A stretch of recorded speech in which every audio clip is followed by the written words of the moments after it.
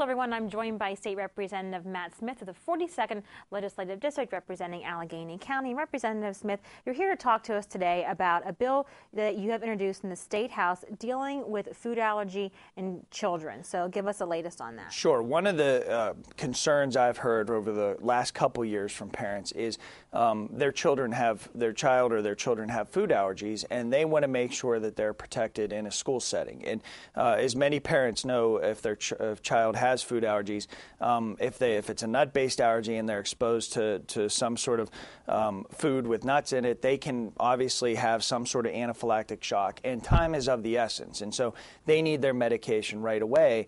And what we discovered when we were doing our research on it was some school districts allow students to carry what's called an EpiPen, which contains epinephrine, which the students need to literally save their own life if they do go into anaphylactic shock as a result of a food allergy.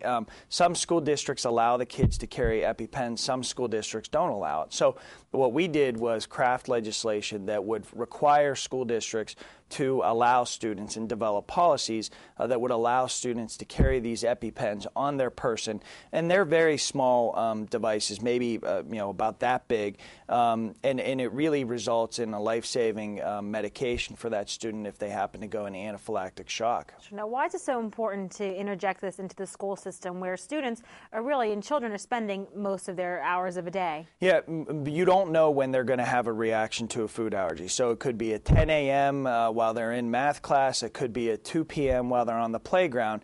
And if they don't have access to this EpiPen immediately, then in some cases it could result in someone losing their life. So we heard from a lot of parents that wanted their student and wanted their child to be able to carry this particular device. And what we did was build safeguards into the legislation that, number one, the parents are required to provide notice to the school that they want their child to carry it.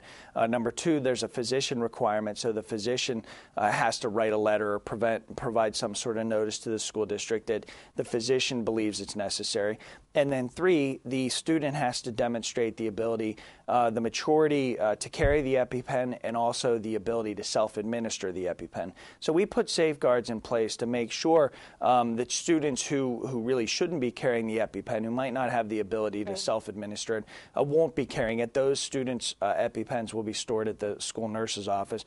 But the students who have the ability to self-administer and are mature enough to carry the EpiPen will be allowed to have it on their person. And it passed the House last month overwhelmingly with overwhelming bipartisan support. It's in the state Senate right now. And the interesting thing has been since it passed in the House, I've received letters, emails, phone calls from parents in school districts where their child is not allowed to carry the EpiPen.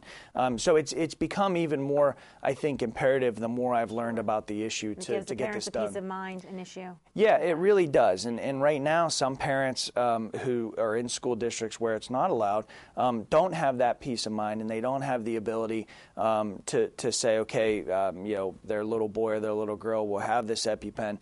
And it really does provide them the peace of mind to know that the little boy or little girl will have access to the EpiPen immediately, because that's the real key. Even if some schools store it in the school nurse's office, it's really important for that student to have it on their person in case there's an emergency, in case there's an allergic reaction, and they go into anaphylactic shock. They need that EpiPen and that epinephrine immediately to save their life. Now, finally, it sounds like this bill is one that's a sign of the times. And I'll explain by saying that when I was in school, food allergies weren't as much on the rise as they are now. They weren't as much of a focus for children. And I won't make you date yourself, but I'm sure they probably weren't as much on a rise as when you were in elementary school either as well. Sure, and it's become, as you said, much more prevalent now for whatever reason, and it affects so many kids that we really need to make sure that they have this protection in schools. Okay, well, if you want to read more about this bill, you can log on to Representative Matt Smith's website at www.pahouse.com/Matt Smith.